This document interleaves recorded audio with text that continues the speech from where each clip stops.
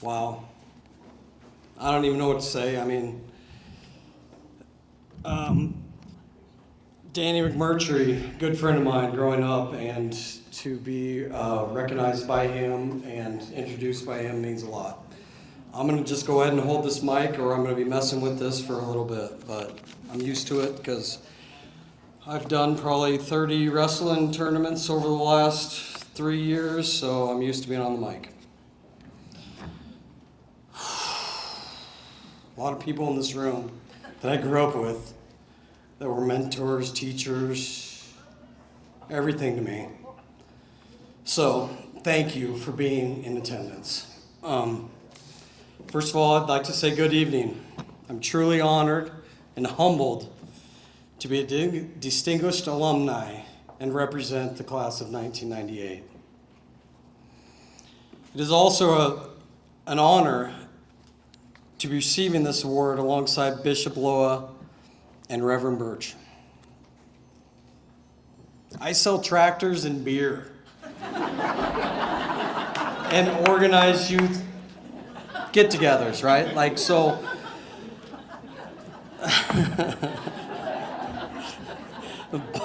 But before all of this, I was one of those kids running wild in North Platte. Because of this great district, I've had so many people who believed in me, pushed me, and guided me all along the way. The lessons I learned as a student in the classroom, in the gym, on the field, and in life stayed with me every step of the way. Before I continue, I do have to say that it feels a little strange standing up here tonight as a distinguished alumni. I've had probably 6 to 10 people in the last week say, "What? What's going on?" And yeah, well, you know what? It is what it is.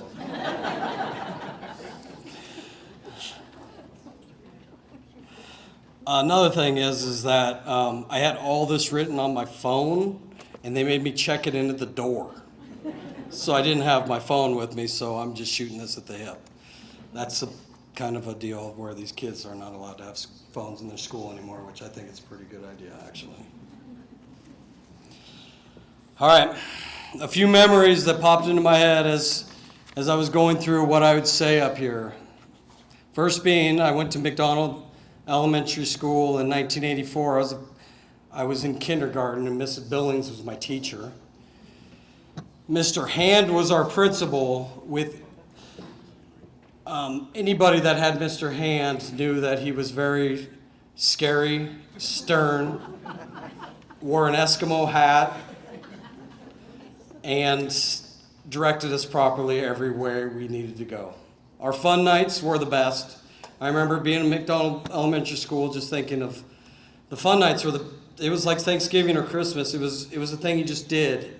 And you met and you went with the parents and you've seen all your classmates and you went through the maze, through the school, and it was just great, right? You know, as going through McDonald Elementary School, Mr. Ron Skiles was my PE teacher. And he made us do the square dance and line dance. It was horrible. By the time I was in 2nd and 3rd grade, Mrs. Lawrence was my 2nd grade teacher, Mrs. Cross was my 3rd grade teacher. They seen that this dude ain't reading. He's not reading very good. So they I believe in those years was the first time they started resource.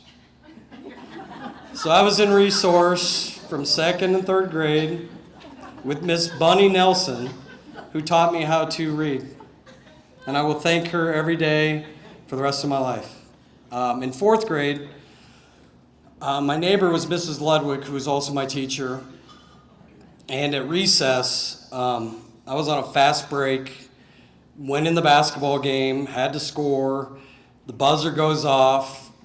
I hit a layup, hit the pole, knocks me out. I wake up to the teachers around me saying, like, get to your senses. Half of my team that was on my team was cheering because I made the layup at the buzzer. And the other ones were in horror because I'd knocked all my teeth out. So as I'm getting back to the nurses station, in the McDonald School, which was on the west side, and it faced the Methodist church, and the nurse was telling me, "Oh, your father's going to come pick you up, get you to the dentist office." Yeah, I went to the dentist office for sure. Anyways, as I'm sitting there in the office, covering my mouth as I'm bleeding, I remember still who is also works for me and is a good manager for me and been a good friend my whole life, peeks his head around the corner, Jeremy Couts, and looks at me while I got this, and it looked like he'd seen something off a horror movie. They were gone. Well, as I'm waiting for my dad to pick me up, and he drove a diesel Blazer, so you knew when that thing pulled up anywhere. Pulled up in the driveway of McDonald School. I get out there. I get in the front seat, and I take one look at him, and he says, "Whew, they're not going to be able to fix that." 36 years later, thank you, Jim States.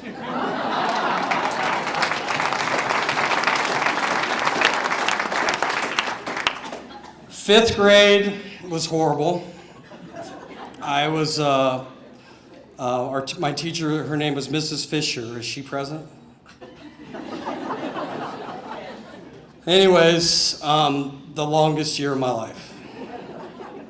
The classroom was like a lab that came out of New York City's suburbs, full of mice and rats, and they were all in containers, and I was horrible at science, so she made me sit after school every day. 2 to 3 times a week, I would sit there after school. My parents would come looking for me.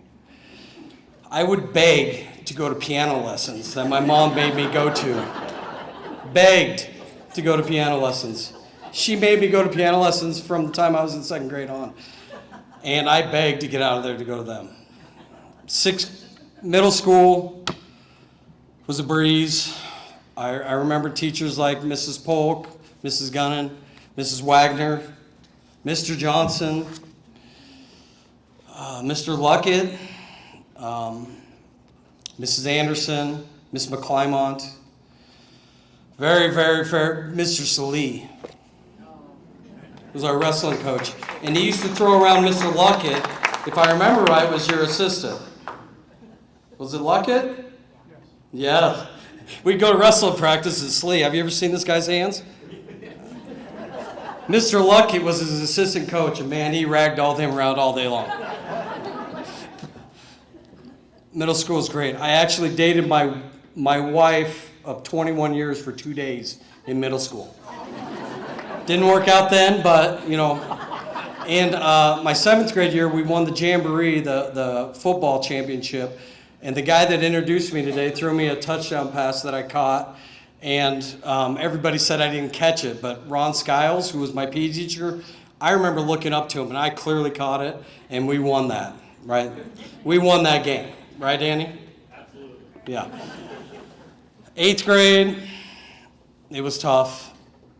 I recently called the school and asked if I could get my transcripts.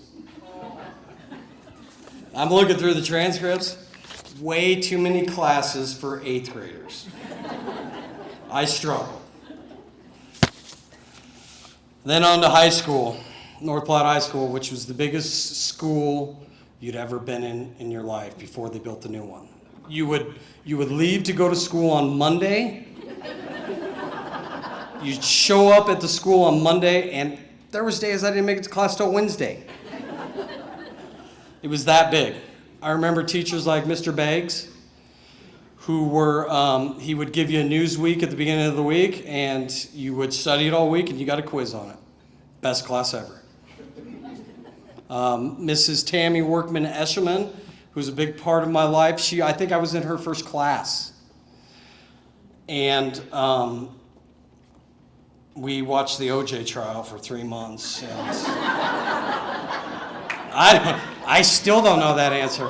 I know the answer, but we never figured it out. They didn't figure it out, I guess, but anyways. I was very, very, very, very fortunate to go through North Platte High School with a great, great group of teachers. Is Yonke here? Oh man, I wish he was here because I wasn't going to tell the story, but I'm gonna. It's kind of embarrassing, kind of. But anyways, I was an 89-pound, badass freshman wrestler. Hastings comes to town, who is the best team in the state, right? Best team in the state. They had guys like Widener's who were all state champions and Hatches that were beaten. And we were tough too, but the Widener guy who was at my weight, which I was 89 pounds, he had a backup. Her name wasn't at my weight. I reversed a little bit. Brian Yonke, who was in charge of weighing everybody that day when the teams come to town, you weigh them, then they weigh us. Well, they had a girl on their team, and she weighed in at 118 pounds. And Brian's like, yep, got the matchup for you. Yep, I'm going to make you wrestle Tad today. 89 pounds, and I'm like, whew. I found out about it, I'm like, real cool. Like, she just weighed in at 117 pounds. Like, this isn't cool. Like, well, she spiked me like that buffalo did to that fellow out there when you're messing with him last week. It was not fun. The next morning at school, oh boy. I was only a freshman. That girl ran through the whole state. She would have been a state champion this day and age, I think. I'll say that. A lot of memories come from North Platte High School. Herschel Beveridge, who I tried to take his class every semester if I could have. You know, good friend of my family. Taught me a lot, right? One day, I was a senior in high school, and he was in independent study. I was taking independent study, and a good friend of mine named Dan Baker was taking, I think, some welding with Herschel. We were in Herschel's class, and we'd sneak out the backside of the school because there was more tunnels in North Platte Public, the old high school, than Mexico has in the drug cartel down south. You could get out anywhere. Me and Dan were walking out, and Herschel come out of the shop because we were on the southeast side of the school there, and Herschel says, "Hey, Dan, Tad, where are you guys going?" Dan says, "Hey, we're just going to run to A&W. We'll be right back." "All right, give me a root beer float."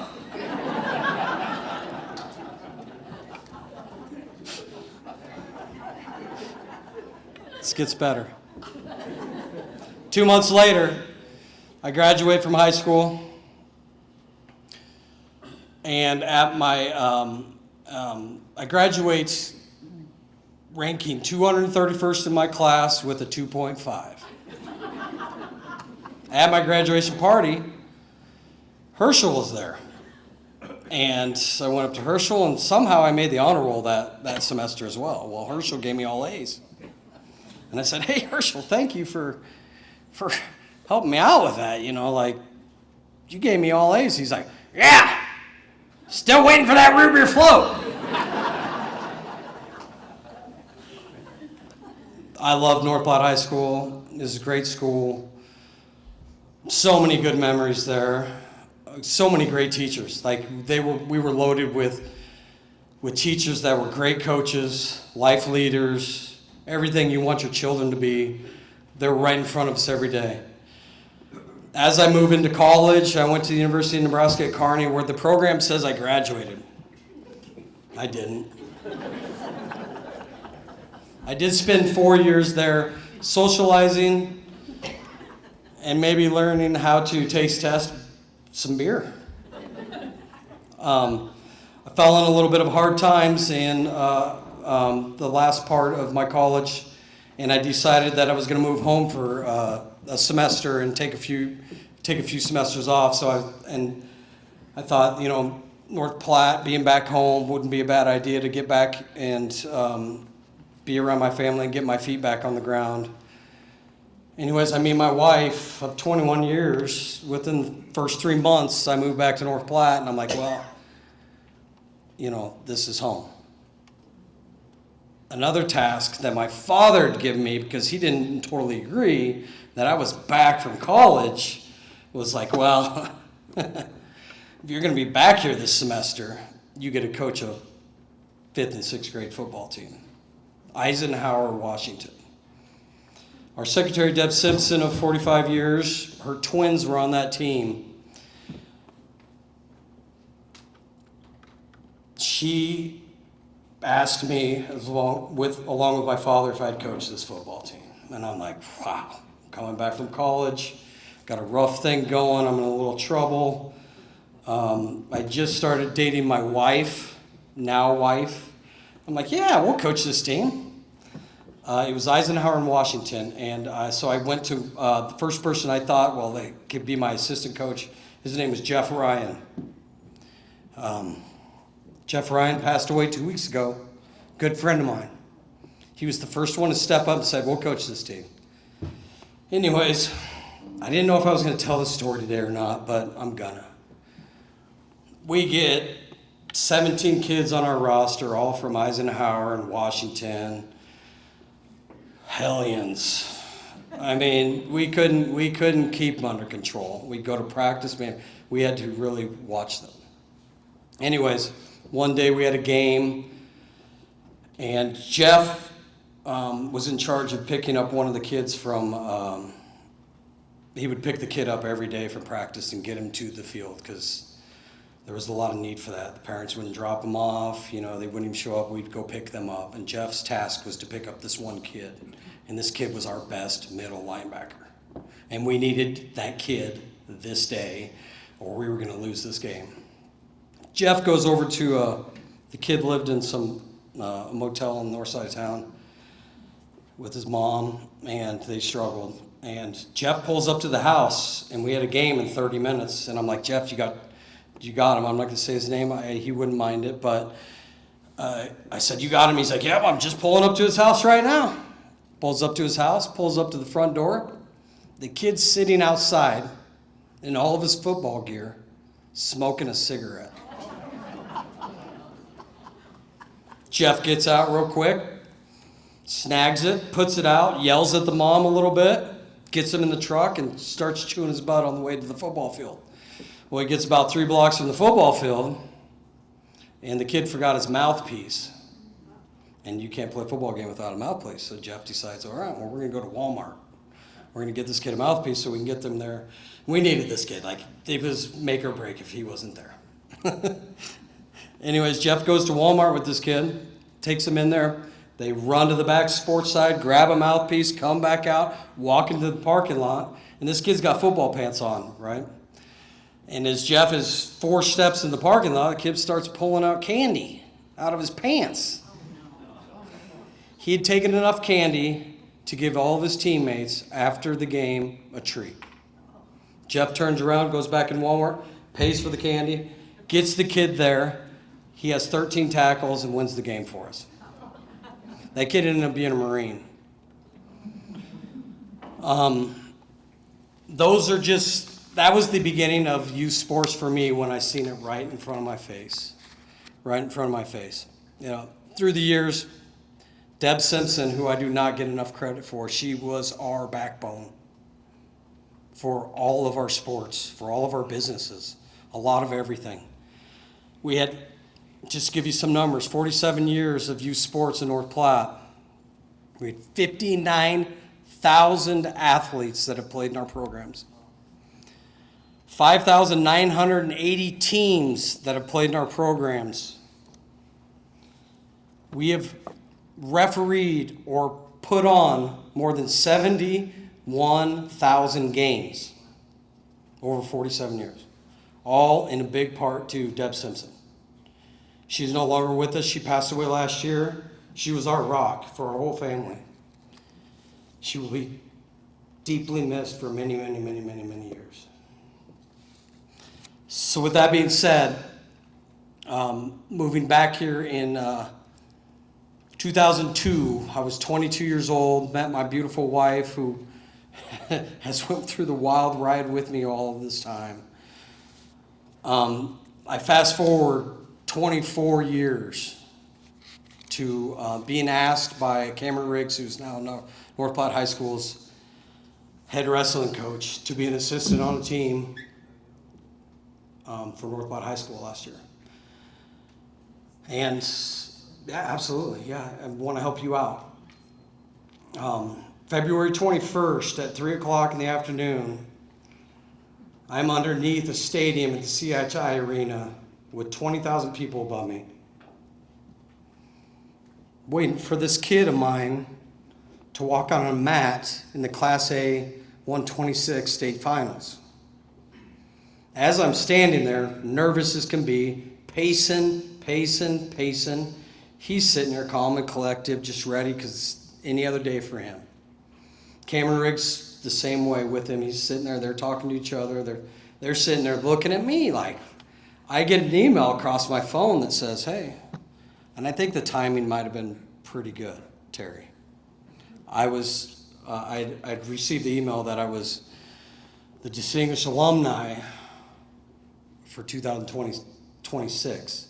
As I'm waiting in the tunnel for my son to go out and wrestle his 126 weight pound finals match against the number 3 kid in the country. As I'm reading that and thinking, wow, what an honor and what is going on, I looked right at his shirt, and it was a Bulldog, North Platte Bulldog. Yeah, the outcome didn't come out like we wanted to in that finals match. He represented North Platte in everything he did. He is the career leading, more career wins than anybody else in North Platte High School. And I'm so proud of what he accomplished all those years. But it made me no more proud in that moment, being honored to be Distinguished Alumni, than when I was sitting there watching him getting ready to go out in the tunnel to take on the biggest war of his life. Yeah, it didn't come out his way, but he was a true warrior for North Platte Public Schools. And he's been doing that since he was a young child. I was fortunate enough with my wife to have 3 children. My daughter Briley, who is a rock star. She's now 21 years old. My son Tyler, who just graduated this year, who's going to go on and fulfill his, he's going to play baseball in college at Northeastern Colorado. And my youngest one, Charlie, who's sitting over there going, dude, you got to speak tonight? Like, are you ready? Like, he's been making fun of me all day. And I'm like, well, I think I'll be able to do this. Anyways, so to be proud to be a Bulldog is, words can't describe. Ending, looking back, I realize how much this great district shaped me. I have now had the opportunity to see my own children be educated in this district. Time really does fly. So thank you to the many educators and administrators who got me through and will continue to educate the kids of our community for years and years to come. Thank you, North Platte Public Schools Foundation, for choosing me for this award. This award isn't just about me, it's about all of us and the amazing community that continues to make this district special. One thing to say before I leave. There was a fellow, his name is Jeff Stafford, he was with the Bethel Church, and he would come into our wrestling practices on Wednesday afternoon and talk to the kids and sit down with them. I believe he did it for football. And he does it all over the country for many, many things. But he came into the room one day, into the wrestling room, and you come into a wrestling room at North Platte High School, you better be ready because those kids are going and they're moving and there's not much distractions. Like, you cannot distract the room. Jeff would come in, and one day he came in he had a purpose. And his purpose was to tell everybody about being relentless. We were going into the district tournament, and we had to go to Creighton Prep, was the number 1 team in our state, number 5 team in the country. We were going there for districts. We had a rock solid team. But he came in and he said, hey, his speech that day was to be relentless. And being relentless means to be oppressively constant. Oppressively constant in everything you do. Everything you do in life, you should be oppressively constant and relentless. Whether it be coaching, parenting, teaching, hiring teachers, sports, anything we do, we should be relentless. And we should be. It's not there's times that I would see that word and be like, kind of scared of it. Don't be scared of it. Be relentless. Relentless in failures, to be relentless, to be better. I thank you to Jeff Stafford for giving me those kind words, because it truthfully is the way that we are and the way we should be built. We should be relentless in everything we do. I need to say some thanks. First of all, Danny McMurtry. This dude threw me a lot of touchdown passes over the year. He's a great human being and a great individual to have in our community. I see a lot of class of 98ers in here. Corey Johansson, one of my best friends, Dan Baker. Kim Zurcher is in here too, and he's a great family friend, and we are very thankful for him as well. My brother, who stuck behind me many years, wondering why we're wasting all this time in this DNA Event Center and all of this. We did. We put it all behind us. That DNA Event Center, we put everything into it, all of it. Blood, sweat, everything. I thank him for allowing me to fulfill that. I thank Margot Hirschfeld, who's not here because she was my neighbor growing up and like a second mother to me. She, as a young human being, taught me true values. She made me also watch the book, The Biscuit Eater. Has anybody read that or seen the movie? It'll make you love animals forever. It's kind of like I think they should bring back. We're not done. There's so much more we can do. I almost feel like I'm only at the beginning of some of this, right? But I'm very thankful to have a home in North Platte that makes you comfortable and good people and great values. I thank you to the foundation for honoring me with this award. And I just thank everybody. Be relentless in anything you do, no matter what. Times are tough. Times are going to get tougher. Times might even be tougher tomorrow than today. The sun will shine. Be disciplined. Love your family. Make amends. Have peace.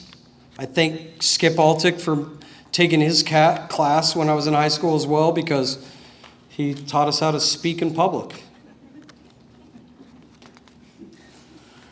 But I'm very honored and thankful to stand along great men like the fellows that were brought for us and all the other distinguished alumni. Thank you.